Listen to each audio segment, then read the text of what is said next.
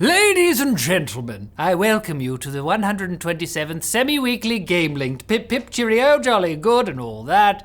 He made me do this in an accent. I'm sorry, I didn't want that. What was Ubisoft is going to start launching its games on Steam again after years of trying to make things work with Epic. This is not to mention their own store, Ubisoft Connect, which isn't really worth mentioning, so too late.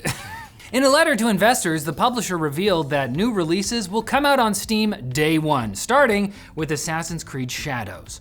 That means the change will take effect next year, because guess what? Shadows just got delayed to February 14th, 2025, Valentine's Day, because there's nothing more romantic than ignoring your partner for an open world, single-player murder fest.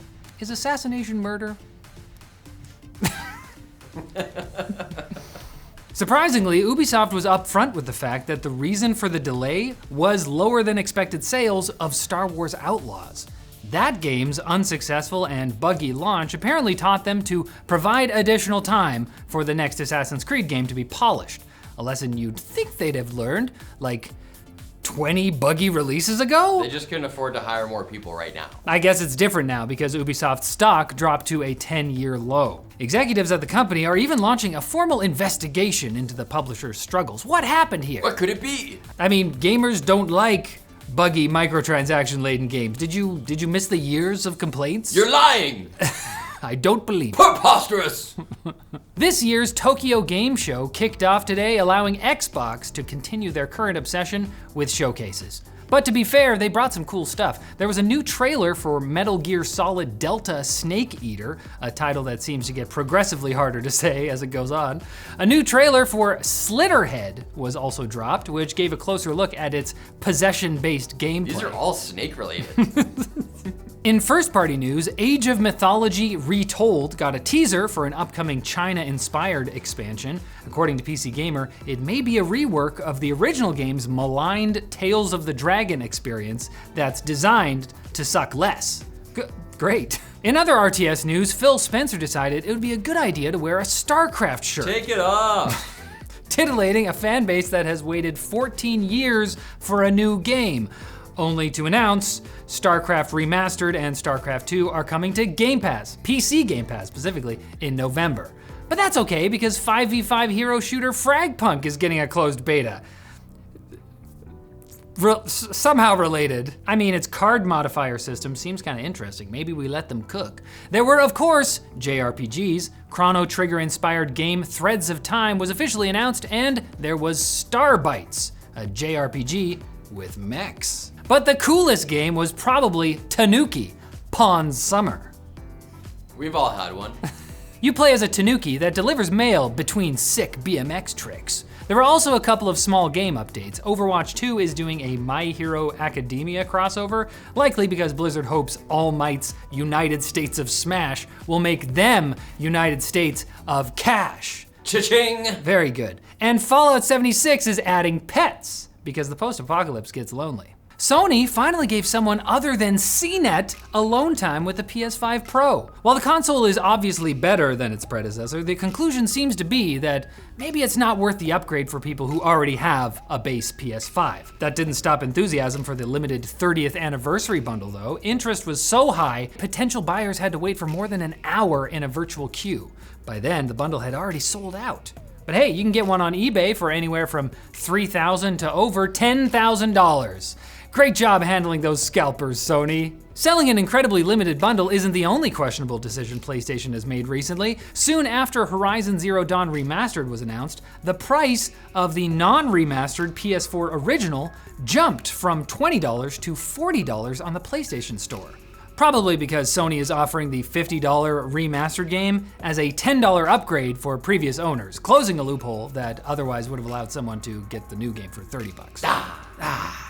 Hey, don't blame me for that, but maybe blame me a little bit for the fact that the popular PC mod bypassing God of War Ragnarok's PlayStation Network requirement was taken down. Apparently the original modder Artorias was concerned all the media coverage would attract Sony's attention, and now I feel bad. We're part of that. And if you feel like your writing's bad, check out our sponsor, Grammarly. They're an AI-powered writing partner that works where you work. At Linus Media Group, the business team has to do a ton of communication, coordination, and writing. That's where Grammarly comes in. For example, if the team needs to draft an email for a project proposal, Grammarly can help them generate initial ideas and simplify their writing so that it's clear and concise. Grammarly also lets you set your tone to get high quality and personalized writing suggestions based on your audience, goals, and context. After all, writing to Colton is a lot different than writing to your dad. Not that we've written to your dad. Sign up and download Grammarly for free today at grammarly.com/gamelinked.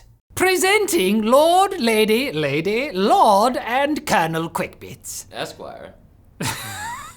He's a lawyer. California has passed a new law, AB 2426, which bars digital storefronts from telling customers that they are buying a product when all they're really getting is a license to use it. This is progress. Wow. You know, just like how a car rental has to call it a rental. Would you like to buy a car for a day? Companies will be required to list up front all the restrictions that come with the license, including that it can be revoked or else face a fine for false advertising. One loophole does exist though, offering software that can be downloaded and used offline permanently. The sponsor of the bill directly cites Ubisoft deleting the crew from players' libraries back in April, which means that Ubisoft might have accidentally done something good for once by doing something bad. The Legend of Zelda: Echoes of Wisdom is finally— Of wisdom. That game is finally out, and it's the first canonical entry where Zelda is the actual protagonist of her own legend. The game is apparently 8 times the size of previous 2D Zelda title, Link's Awakening. That's great for some reviewers like GameSpot who really enjoyed the game, but other outlets had more mixed feelings. The Guardian found the Echoes summoning system overly complicated and didn't like the heavy restrictions on actual combat. Get good. She's dainty. She can't get in there. Having said that, I don't know if I'd trust the Guardian. They're probably being controlled by Calamity Ganon. Warhammer 40K Space Marine 2 has received its first major patch, which adds ultra-wide monitor support. So now you can enjoy your ultra-wide Ultramarines the way the Emperor intended. Ultra. There's also a new sparring arena for casual PvP combat with co-op teammates. Other major additions include private lobbies for people with friends and better bots for people with none. According to Saber, the bots are more helpful and effective without beating the game for the player, because at least when your buddy is goofing off while you're getting disemboweled by Tyranids, you have the option of retaliating with a punitive nipple cripple the next time you're together in meat space. Now I have that image in my head. For the Emperor!